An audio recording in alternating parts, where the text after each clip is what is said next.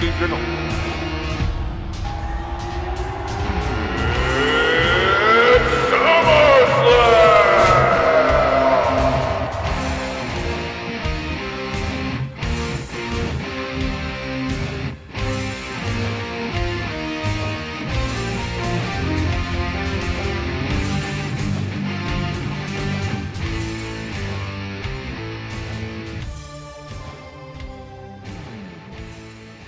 Hello all, it is your boy, X-Man, and welcome to another SummerSlam review in my SummerSlam review series. We go back to 1997 for what is considered to be the most underrated SummerSlam in history, according to wrestling fans. And watching it for the first time, yeah, I can see why.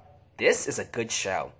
A show that many should be talking about a lot more, but aren't. It's understandable though, because during this time, WCW was kicking that booty. Ain't nobody watching WWF, at least during this point. I know there are some fans out there that was switching in between WCW and WWF, but really, everybody was watching NWO and Crow Sting, because this is the year we did that long angle building to Starrcade. And man, WWF could not compete in terms of ratings. Now, they are testing the waters for a much more adult TV-14 Attitude Era product. But that doesn't happen until later on this year. Right now, we're experimenting. We got people like Brian Pillman, the loose cannon, and that angle he did with Stone Cold Steve Austin. Awesome stuff. We got the Nation of Domination, Farouk, The Rock, Ahmed Johnson, Mark Henry. We're testing the waters. D'Lo Brown. We got Hardcore Holly, no longer Bob Holly, Spark Plug Bob Holly. We got the Three Faces of Foley, Dude Love, Mankind, and Cactus Jack. We got Bret Hart becoming a more anti-American heel. When he goes overseas, or he doesn't even go overseas, but when he goes over into Canada, he's a babyface. When he's here in the States, he's a heel. And I don't think we do that enough. That's pretty cool. We got Goldust becoming more of a freaky, masculine, challenging kind of character. Look, back then, I know nowadays it's cool being open about you know what, but back then it was scaring people. And Goldust was basically seen as a freak for it. We have a much more darker Undertaker. He becomes even darker as time goes by. Lord of Darkness, please. And then we got Stone Cold Steve Austin. We know who that is. This is when he starts to become that guy. And he will become that guy eventually, thanks to a couple of things that happen on this show. And as time goes by, we'll start to see people like Kane and Val Venus and the New Age Outlaws, and of course, D Generation X come along. Now, one thing I want to say is this show is known for three things. It's known for its ending, which is awesome. It's known for the injury that Stone Cold suffered, and that's tragic. But it's also known for Mick Foley's elbow drop. And we will definitely get into all of that, including the bad stuff, because there are some things we have to talk about. If we're going to grade this on the same scale as all the other pay-per-views, we need to grade it appropriately. So that means even the bad stuff will be talked about. The show was 2 hours and 50 minutes. The date was August the 3rd, 1997. The arena was the Continental Airlines Arena. That's in East Rutherford, New Jersey. Attendance was 20,213. So they're still bringing an audience. This is bigger than last year's SummerSlam.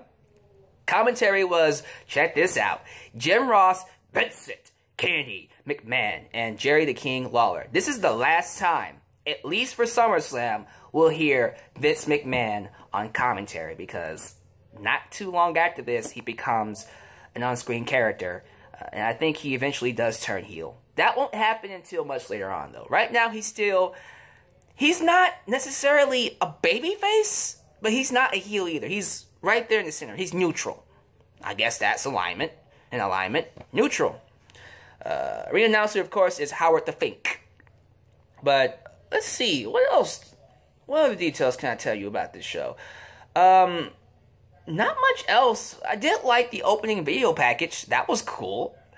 It explained what was going on between Bret Hart, Undertaker, and Shawn Michaels, and the main event, and all that craziness. And we'll get to all that in just a second. So, production is becoming a big thing in terms of WWF around this time. And we start to see it really take shape in the upcoming years. I cannot wait to talk about 1998's production video, because that one is amazing. Highway to Hell, we're gonna talk about that next SummerSlam. Let's get to it. First match, steel cage match. Hunter, Hearst, Helmsley, Triple H with Chyna. Yeah, Chyna made her first appearance on this show. And they took on one of Mick Foley's personalities, Mankind. Lots of fun, crazy spots in this match. A huge factor was Chyna, who basically stopped Mankind at every turn and did everything she could to help out Triple H. My favorite spot was, of course, that big elbow drop off the top of the steel cage, which, of course, Mankind dedicated to his favorite wrestler, or one of his favorite wrestlers, Jimmy Superfly Snuka, the guy that influenced him to become a wrestler. He talks about how he saw him, as in Jimmy Snuka, jump off the top of the cell onto Don Morocco. And that's what influenced him to be a professional wrestler. That was his tribute to him. Mankind ends up winning in a very good match to open up the show. And then we go into... Well, first off, let me talk about what happened after the match. Because after Mankind won, he's beaten, he's battered, he's tired. And then we hear the Dude Love music hit. And then he starts dancing. He becomes Dude Love and dances out. That's awesome. Every time WWE does something like this, you always get one or the other. It's always the whole, oh, this sucks, or, huh, this is awesome. It's never anything in between. You don't hear people really complain about this being meh. When it comes to WWE and its entertainment, it's always bad or it's awesome. And you'll start to see that shift around this time. You'll either get those segments that are awesome or they're, oh my goodness. You hardly see much in between in terms of WWF. During this time, we go on to the second match. Brian Pillman, here we go, versus Goldust with Marlena, a.k.a. Terry Reynolds. Now, this match had a stipulation. If Brian Pillman lost, he will have to wear a dress on Raw tomorrow night. I don't know if he actually did. I might have to go back and watch that episode of Raw. The match itself, it was alright. It was okay. There was a nasty botch where Goldust tried to go for a sunset flip and he completely messed it up. And there was that awkwardness in the match where I think Brian Pillman had to like lean forward to help him get up, and then whatever. They finished the match. It was just... But let's talk about Brian Pillman, the loose cannon. First off, crazy character. And this is a guy that was known as Flying Brian Pillman from WCW. Really awesome cruiserweight wrestler. Did some awesome stuff with Austin, both as a tag team and as opponents here in WWF. My favorite segment was when he did that angle with Austin, going over to his house, and then he had a gun. I'm gonna shoot Austin 316 with this gun, and he made an awesome line that I apparently can't remember, but it was an awesome segment. Again, testing the waters for the Attitude Era. But he was awesome. He was working with the Hart Foundation, the new Hart Foundation. What's tragic about this, though, is not too long after this, he would die. He would be found dead in his hotel room. And he died from a heart attack at 35 years old. Yeah, I know. Pretty young for a heart attack. His death was due to, this is what it says, the stress of his personal and professional life, his physical problems that he's been dealing with pretty much since he was born. Half of it was a disease. I forgot what it was called, but he would have to get surgery on his heart just to survive. And the poor guy, he had it rough. And it was tragic. Really awesome talent. Could have been someone huge in the wrestling business. Was someone huge. But unfortunately, you know, he passed away too soon. And, you know, not much else you can say about it. Rest in peace, Brian Pillman. Legion of Doom taking on the Godwins. Average match. Not much else to say about it. LOD wins. And then we did this stupid, I think it was like a game show kind of deal where, okay, they called it the $1 Million Chance. And they had these two finalists, and I don't know what was going on. I don't even know why I watched it. I think I watched it because I'll tell you why I watched it. Because it had Sable and Sunny. That's the only reason why I sat through this. Sunny, oh my goodness, was smoking hot. So was Sable. But if it wasn't for those two, I would have skipped over this, because this was dumb. I hated this. I hate it when WWE does stuff like this. We're going to give away money to make you guys watch us. It just screams desperation. But Sunny and Sable? WWF European Championship. British Bulldog versus Ken Shamrock. Solid match overall. I'll be honest with you. I cared more about what happened after the match than the match itself. The match itself was solid. But post-match, Shamrock loses his mind. He snaps and he attacks Bulldog and basically gives him the win by DQ. But afterwards, he continues to choke him out until the officials got in the ring. And then he beats the living hell out of the officials. Referees, Pat Patterson, Joe Briscoe. It was awesome. This is what Ken Shamrock was known for. The most dangerous man in the WWF. His gimmick was all about losing control and beating up everyone around him. That was his thing. And fans loved it. And this is the kind of stuff I miss.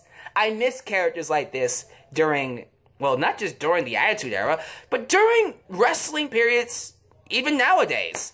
I wish we had a character like Ken Shamrock walking around in a WWF locker room. Man, how better the show would be overall. And then we got this match, the worst match of the night. It's this four-man, it's four-man group versus four-man group. It's Disciples of Apocalypse taking on some other group with Savio Vega. The match was bad. It's horrible. I hate it.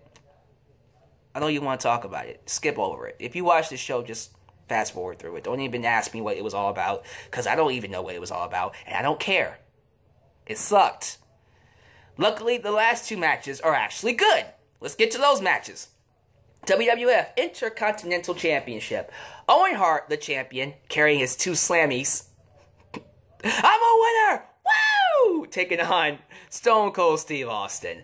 Now, good match, but this match is notorious for the nasty tombstone piledriver that basically almost ended Stone Cold's career. We'll talk about that in detail in just a second. But the rest of the match, literally up to that point, was good. Really good. Of course it's good. It's Owen Hart and Stone Cold Steve Austin. It just got very uncomfortable after Austin took that pile driver. It was hard to watch. It was really hard to watch him walk out. And I gotta be honest with you, it made him that much more likable. I think that, well, it's a multitude of things. It's the WrestleMania match. It's his personality. It's him as a talent inside the ring and outside the ring. And this moment when he got tombstone on his head and he still walked out on his own 2 feet. Who could hate someone like that? Fans knew he was hurt, and he still walked out on his own 2 feet. That is the sign of a tough SOB. Austin became the man after this. It's no wonder he became the most celebrated WWF superstar in history. Who could hate this guy? But let's talk about that incident, the actual pile driver. So, what happened was, instead of dropping onto his knees like a regular pile driver, Owen just decided to sit on his behind and not protect Austin for whatever reason. And because he didn't use his knees, it just left Austin completely unprotected. And of course, his head got jammed, and the poor guy was never the same. Luckily for Austin, he was more of a brawler, and it just pushed him to be more creative with his in-ring style. In Austin's book, he talks about how before the match, they went over it, and Austin wanted to do the spot, and Owen agreed to it. He just didn't agree the way he thought he would agree. He said, yeah, I'll do a tombstone pile driver. I'll do one, Yeah, it is pretty gruesome. Can't say I blame Austin for getting angry at him either, because he was pissed. Absolutely pissed that this happened. But I'll tell you what, it made the match historic. It did, in fact, in my opinion, help push Austin to that level of being the most celebrated wrestler in WWF history. So, I mean, they managed to turn a tragedy into a positive. And poor Austin, his career didn't last too long after this because of that neck injury. It is what it is, though. We go on to the main event. WWF World Heavyweight Championship. Shawn Michaels, HBK, as the special guest referee. Taker, who's the champion, he won the belt at WrestleMania 13, taking on Bret the Hitman Hart. So, the stipulation goes like this. If Bret Hart loses, he will never wrestle on American soil again. And if Shawn Michaels screws over Bret Hart, he will never wrestle on, also never wrestle on American soil again. So basically, if you lose, you're not wrestling in America.